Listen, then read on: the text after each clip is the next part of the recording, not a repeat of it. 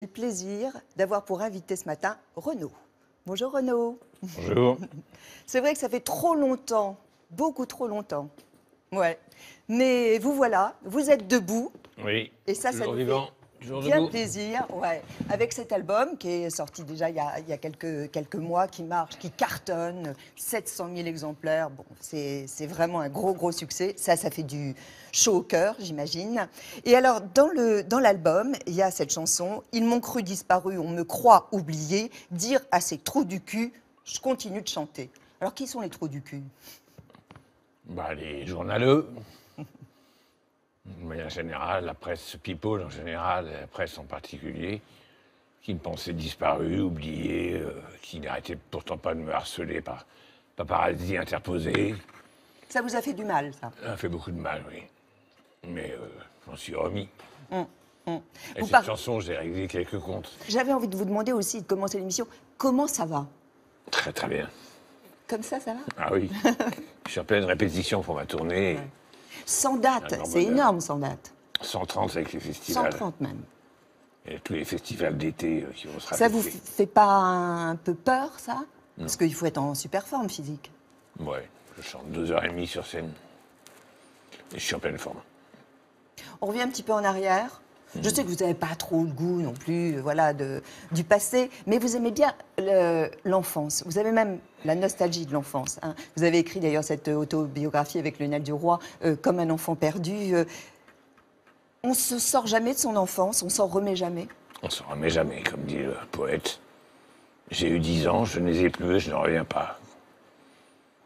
Et moi, c'est quelque chose qui me... Il y a des gens pour qui la nostalgie est un bien-être, une façon de se ressourcer. Moi, c'est une blessure, la nostalgie. Ça me meurtrit, Quand je pense à mon passé, à mon enfance, je suis désespéré. Mais pourquoi? Parce qu'elle était belle, cette enfance? C'était belle. Elle était douce comme le miel, comme je dis souvent. Magnifique, entouré de mes 5 frères et sœurs, avec des parents aimants, sévères mais aimants. Protestant, Protestants, intellectuels, écrivains, professeurs. une maman souriante, vivante, Ouais. ch'ti. Ch'timi, ouais. Lui du sud, de Montpellier, elle de Lens. Et puis la famille. Et la famille, une partie. Comment on parvient à trouver sa place dans le cadre d'une famille nombreuse? Ben, j'ai eu la chance d'être un peu le chouchou de ma mère.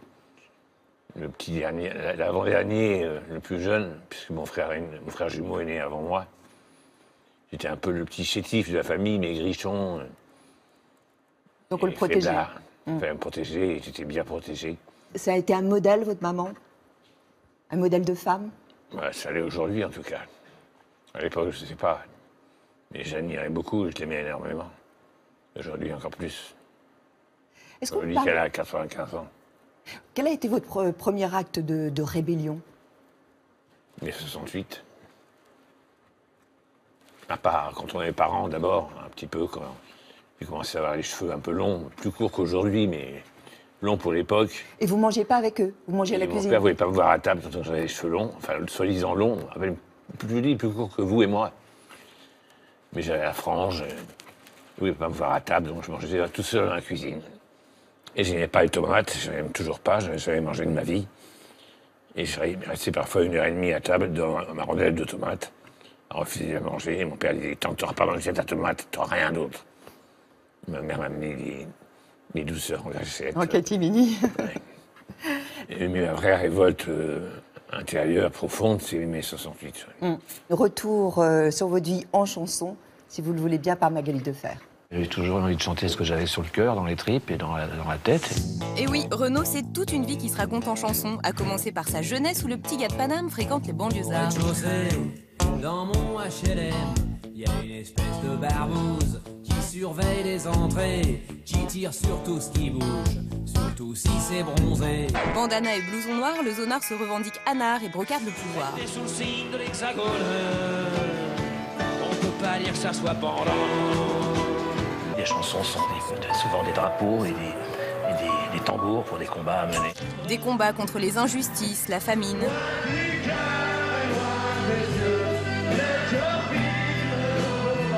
Ou les attentats, la guerre. Deux anonymes, mais pourtant pulvérisés sur l'autel de la violence éternelle. Mais derrière le chanteur engagé, il y a le sentimental. Les chansons d'amour sont toujours vécues, oui. Et lorsque le dur à cuire rencontre l'amour, il l'écrit en musique. Ma gonzesse, celle que je suis avec ma princesse, celle que je suis son Il nous fait même partager jusqu'aux prémices de sa paternité. Je me fous d'elle, c'est sûr, faut bien dire ce qui est. Moi aussi, je débloque depuis qu'elle est en cloque. Avant de s'adresser à ses enfants, ici à sa fille. Lola, je suis qu'un fantôme quand tu vas où je suis pas. Et dans ce titre devenu culte, Raconter enfin qu'il faut aimer la vie, l'aimer même si le temps est assassin et emporte avec lui les rires des enfants et les Mistral gagnants. Renaud nous touche par sa sensibilité, celle d'un homme qui ne sait cacher ses fragilités. Je sais pas si j'étais mal parce que j'arrivais plus à écrire ou si j'arrivais plus à écrire parce que j'étais si mal. Un mal de vivre qu'il parvient pourtant à transformer en tube. Renard se les roule peinard pour s'exploser le ciboulot.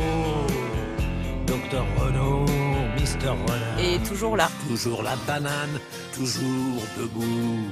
Je suis retapé, remis sur pied, droit sur mes guiboles, ressuscité.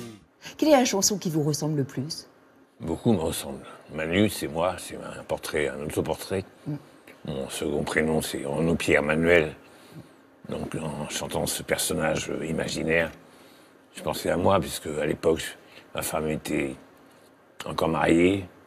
Elle passait une nuit avec son mec, Dominique, hein? Dominique. Et quand je dis ma femme, c'est Dominique. Hein, et une nuit avec moi, donc j'étais jaloux comme un tigre et j'étais malheureux comme les pierres. J'ai écrit cette chanson, sinon celle qui me ressemble le plus, C'est vrai que vous avez pensé vous remarier tous les deux? J'ai revu récemment, enfin je la vois tout le temps. Et récemment, je viens de me redemander sa main, après 10 ans de divorce. Et qu'a-t-elle répondu? Elle m'a rayonné. Elle n'a pas répondu. Je crois que c'est râpé. Quelle est la chanson que vous ne réécririez pas? Il n'y en a pas, je crois.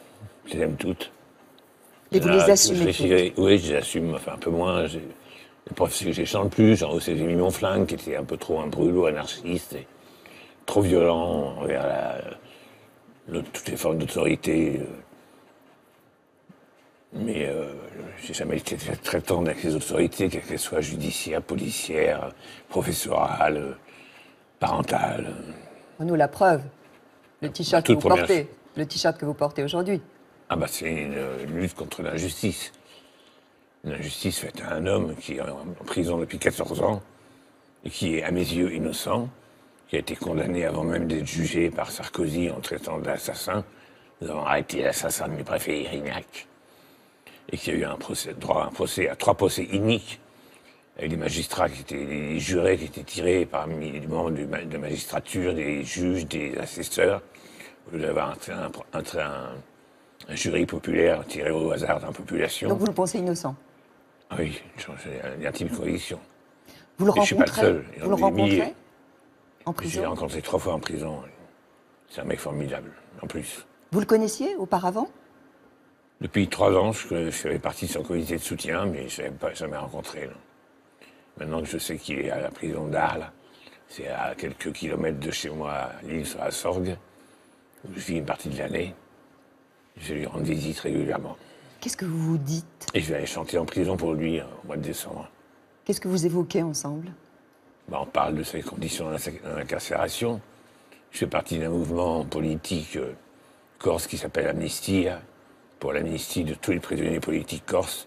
Il y en a 35, ce que l'État refuse de reconnaître, comme Manuel Valls affirme. Il n'y a pas de prisonniers politiques en France. En France, non, mais en Corse, oui. Et ils sont déplacés sur la prison sur le continent pour bien punir les familles, les obliger de dépenser beaucoup d'argent. Heureusement, je les finance pour aller rendre visite à leurs frères, leurs fils, leurs pères, en prison en Normandie, en Bretagne, dans le nord de la France, à Bapaume, à Lyon, alors qu'ils habitent, la législation française obligerait qu'ils soient incarcérés dans la ville où ils habitent, en Corse. Mais Renaud, quand on vous écoute et on écoute l'album, on se dit, Renaud, il s'est apaisé. Et puis là, ce matin, on sent qu'il y a une colère. C'est vrai qu'il n'y a pas beaucoup de chance, beaucoup de points dans cet album. Il est un peu plus calme, un peu plus introverti, un peu plus... Autocentré personnel. même. Auto? Autocentré. Oui.